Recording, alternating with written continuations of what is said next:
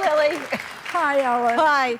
I'm sorry, I'm a little messy today, but I am so happy that you're here today on the show. I'm so proud to be here with you. Well, I'm proud to be here with you because, yep, you're gay too. Yeah, that's right. Yeah. Do you remember, like, how was it for you? Because when you say, it's one thing to know you're gay or to feel you're gay, but when you tell someone and that comes out of your mouth, do you remember the first time you told someone you were gay? I was trying to think. I think it was in a bar in college, and I had a girlfriend that I just thought was the end of the world, and so I was sitting in a bar and I said to somebody, "I'm gay." Well, I mean, I thought it was a great thing to announce. Uh-huh. You did. But it wasn't so great at that time. It was like, Sure. late 60s. Yeah. Well, you were working then, right? What were you No, I doing? didn't start working until the last show of '69 on Laugh-In. Oh, really? Yeah. Wow, I didn't know that. I assumed you were on Laugh-In the whole time. No, I came in the third year. Wow. And so you were conscious that everyone you worked with knew you were gay, or no? Were you hiding it? Well, yeah, I didn't hide it. I couldn't bear that, but I didn't volunteer it. Mm-hmm. But people gradually knew. Right. And how long have you been with Jane?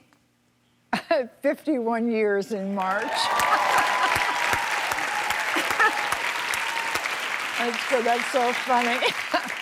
That's amazing. Yeah. I'm so envious of that. That's so great to have that amount of time with someone. It really is. I can't believe it's that long. It just seems like a couple of years or something. Well, that's great.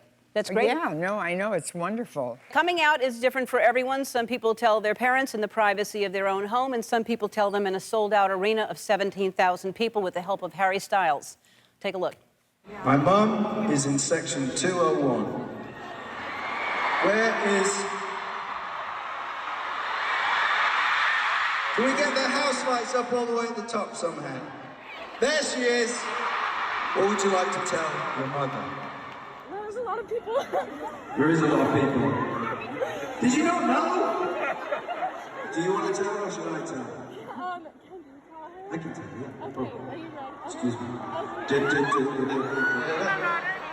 Lisa! She's gay!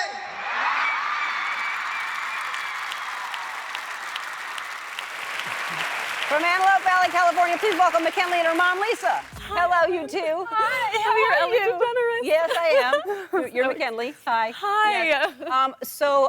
This is a great story. I think it's fantastic. you. And it happened how long ago? A couple of weeks ago. November 3rd Okay. is the date that it happened. Now that time has passed, how are you feeling about it? Very overwhelmed, but the actual coming out of it, I feel so relaxed. I feel like authentically and true to myself. Thank you. I just feel like I probably feel the happiest I felt like in a long time. So I'm so grateful for everything that's happened. When he started reading the signs, I could see on the jumbotron the gold, and I heard him say my mom, and I knew then that he was talking to my daughter, and I'm hitting everyone around me. That's my daughter's sign. But I still at that point had no idea what she was going to say or what it read. Mm-hmm. And then he read it. And then it looked like you got emotional. Yeah, so what happens at that moment, you're flooded with adrenaline and emotion, and I was very proud of her. I was very proud of her. I knew how she felt about this artist, and to share such an intimate part of her life with an entire venue. Yeah. I was very proud of her. I loved her. I still do. I'm sorry. I love her very much for doing that. Less because you put her at the ceiling, but you know. But I just, at that moment, I wanted to touch her. I wanted to touch her so much and just give her a really big hug and tell her that I supported her, but I couldn't. So I'm like, what can I do real fast to tell her that I loved her? And so that's when I blew the kisses and I sent her kisses. Well, you're the kind of mom that every child wants, that unconditional love. I heard something today, I don't know if y'all heard about this, but I heard that HBO Max is launching a new show about Velma from Scooby-Doo. And people online are once again debating whether Velma is a lesbian. So here are my thoughts. First of all, she's a cartoon character, so no one should really care about her sexuality. Secondly, just because she wears those clothes and has short hair doesn't mean she's a lesbian. And third, obviously she's a lesbian. Come on. Velma's, she's on our team. She does all the things that lesbians do. She has short hair, she has thick glasses, she solves mysteries. She's basically the Rachel Maddow of cartoons. I heard that she's trying to get the rest of the gang to trade in the mystery machine for the Subaru Outback. So. For some reason, people seem very interested in sexual orientation of cartoon characters. So as the nation's leading expert on gay, I will take a look at some other characters people have speculated about. First, there's Peppermint Patty. Now, let's look at the evidence here. She wears Birkenstocks. Her name is Patty. Her best friend calls her Sir, which is short for seriously gay. Another allegedly gay cartoon character is SpongeBob SquarePants. Nickelodeon even tweeted out a picture of SpongeBob on Coming Out Day, so they seem to support this theory. He spends a lot of time with his friend Patrick. He has a pet snail. I don't know if that's gay. It just sounds like it is, though. I mean, who has a pet snail? And a lot of people think Bugs Bunny is gay, but I want to be clear, dressing in drag does not make you gay. Bugs Bunny is just kinky. Now, Elmer Fudd, on the other hand, you be the judge. For a while, there's been a debate about whether Elsa from Frozen is a lesbian. I'm not sure why this rumor started in the first place. I guess as soon as a Disney princess doesn't spend the entire movie pursuing a man, that makes her gay. I'm running out of time, so let me just hit a few more real quick. Snagglepuss, gay. Ursula, gay. He-Man, gay. Yogi and Boo Boo, gay. Flounder, gay. 4 of the 7 dwarfs, gay. Jiminy Cricket, gay. The candlestick from Beauty and the Beast, French or gay, same thing. Congratulations, you got married. I broke the internet! Your wife's name is Jessica, is that right? Yes. So Jessica and you got married, and now you say that you didn't really come out, you went within yourself. Is that what you said? That is what I said, but you called her my wife. I lovingly call her my Hersband. Okay. Okay. And So- are you her husband too? No, I'm her wife. Okay, all right. But anyway, no, I mean, a lot of people say that, like, oh, you came out. And I said, well, from out of where? You know what I mean? I wasn't anywhere to come out of. I wasn't living a sexually repressed life when I was married to me, and I just loved them when I loved them. Right. And now I love her. Yeah, I understand that, yeah. Do you? Yeah, I do. 'Cause some people are like, I don't get it. Well, I think some people, there's a scale. There's a, the Kinsey scale, right? It's like some people are more straight and some people are more gay and some people are in the middle. And, some people are born knowing what they want and who they are and some people change. So I think that's fine. Yeah, well, I don't know. My daughter, the youngest one, she made me sit down and watch a program. She said, Mom, you got to know how you identify. I said, oh, I do? And so we watched this whole thing about, and it was 1,000 different things you could have called yourself. But when I got through watching it, she was like, well, what are you? I said, confused? Yeah. I'm more confused than ever. Yeah. Now, I was like, I don't know. I'm black and I'm your mama. Now go sit down. Yeah. And that was how we ended the conversation. See, that's fantastic. But I think a lot of people want to label and have, and it's, especially younger people who are labeling themselves or don't want to label. So I think so how long I know we're supposed to go to break, but I need to ask this question because I think it's interesting. Y'all were friends for a while. You said you were married before. Yes. And how long were y'all friends before you realized, oh, I have feelings for my friend? We were probably friends for about 4.5 years. I was already divorced and we were still friends and we went to go eat crabs. Ah, that's it.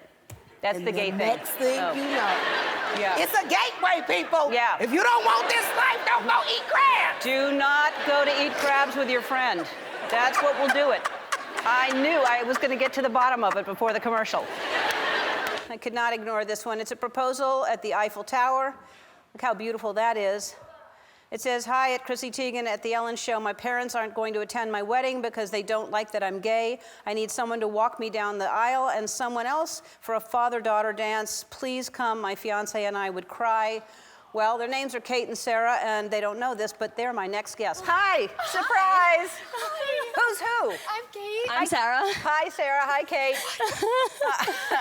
I know, we just kind of pulled you into the audience. You thought you were doing something else. Ellen is looking me in the eyes. I'm freaking out. Well, first of all, that was a beautiful picture. That was amazing. So did you know this was planned? Yeah. So I had no idea that this was gonna happen, and I'll tell you why. It's because for about a year, like we talked about getting engaged. So the trade-off was, I'll get down on one knee, I'll get her reaction, and then she could watch me walk down the aisle. Fair. So for about a year, I was planning, the ring and, how am I gonna propose and things like that. And then once we were doing this photo shoot in front of the Eiffel Tower, the woman had me pose in a way where my back was towards her, and then she got down on one knee, and I blacked out. So no, I definitely did not see this coming. All right, so what's the most memorable moment of that day?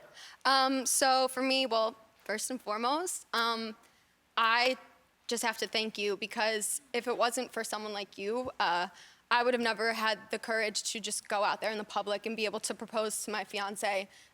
So many people don't accept that, and you've paved the way for queer women everywhere, and it's just like the most inspiring thing. Like, seriously.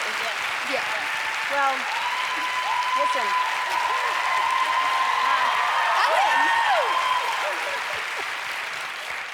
Everybody deserves love. That's all that's the most important thing. It's all that matters in this life is love. And the fact that some people don't understand that it's just, it's just love. Right. There's nothing wrong with it. And the fact that your family doesn't accept it, I am so sorry. Not your whole family. Some of your family is okay, right? Right. So all of my siblings, I have 5 brothers and a sister. They're all absolutely phenomenal with me. My mom, was really terrible. I've been out for 5 years now, so she said, everything you could think of under the sun. But coming out and owning it and, growing over the last 5 years has been the greatest gift. If I just am so thankful that I came out, because it's taught me courage and just owning who I am, and it allowed me to be my authentic self. Yep, exactly. Yeah. All right. We're back with Kate and Sarah, and I told you I have a wedding gift for you, and it's behind the doors, so it's a big present. Let's open it up. All right, Oh my God. let's unwrap the gift. Oh. Thank you. These are family and friends that we surprised you with. Yeah. And so Sarah, do you want to tell her why everybody's here? Yeah, so, I know you already proposed to me, but of course, I had to get my piece in there because you deserve it.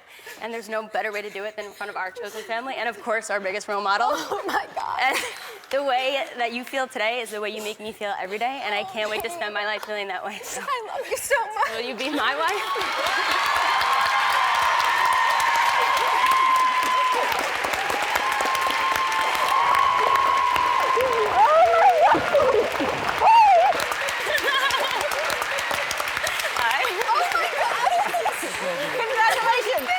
Time Magazine named you one of the people changing comedy, which is fantastic. That's a big compliment. Thanks. I think ultimately we just try and tell stories that mean something, and I think for me to be able to tell a queer love story on television freely and without any kind of notes from anyone is a really rare and wonderful thing. And part of what I wanted to do while I'm here, and I'm so glad I'm here, because my dad was here very recently, yes. And I just wanted to send a little note in his back pocket to give to you, because I have to say, I wouldn't be here if it wasn't for you. I would not be telling the stories that I'm telling had you not told the stories that you told. So you have affected me so greatly and affected this show and the ways in which we can tell love stories on television these days. So thank you very much for that. Wow. I appreciate it. Thank you, Dad. It's true. It's so sweet.